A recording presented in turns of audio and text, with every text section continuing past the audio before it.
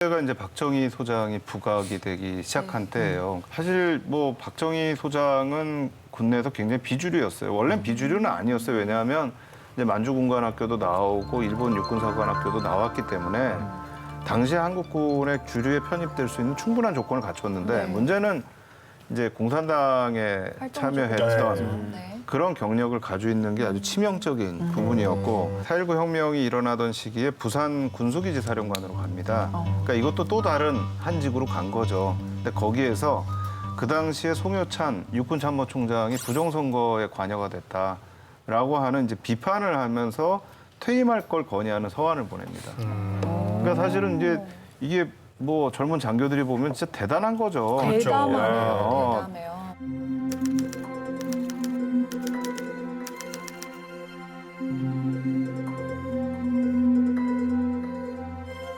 어떻게 보면 정군 운동을 하려는 사람들한테 리더로서 자질을 이렇게 한번 보여준 거네요. 네, 뿐만 아니라 이제 8기의 핵심이었던 김종필 씨와의 관계가 또 있는 거죠. 조카 사위였습니다.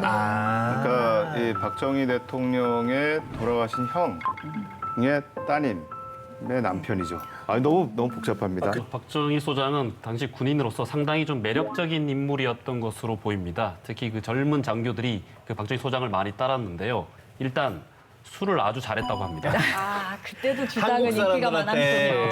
박정희 소장과 육사 8기생들은 자주 술 모임을 가지면서 아예 대한음주당이라는 모임을 만들었다고 합니다. 이 모임이 훗날 쿠데타의 핵심 세력이 됩니다.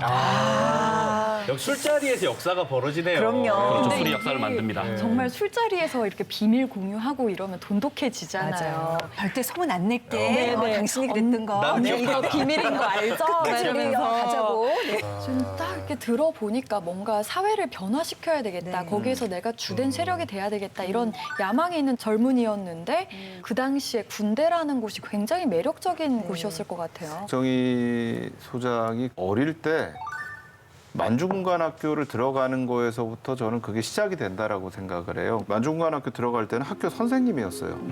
근데 거기에 만족하지 않고 만주군관학교에 들어간 거예요. 그것도 나이가 지났는데 혈서를 쓰면서까지 들어간 거죠. 그게 군인이란 직업이 자기한테 더 맞았을 수도 있고 또 하나는 군인이란 직업을 통해서 무언가를 해보고 싶다라는 그런 생각을 분명히 가졌을 가능성이 저는 충분히 있다고 생각을 하고 특히 이제 이 시대에 일본에서 쿠데타가 일어났었어요. 2.16 쿠데타라는 게 있었는데 그런 어떤 젊은 군인들이 한번 일본 사회를 바꿔보려고 했던 이제 이런 부분들의 영향이 저는 굉장히 컸다라고 생각을 해요. 만주군관학교에 들어간 다음에 만주에서 활동했던 인물들이 대부분 2.16 쿠데타의 핵심들의 옆에 있었던 분들이에요.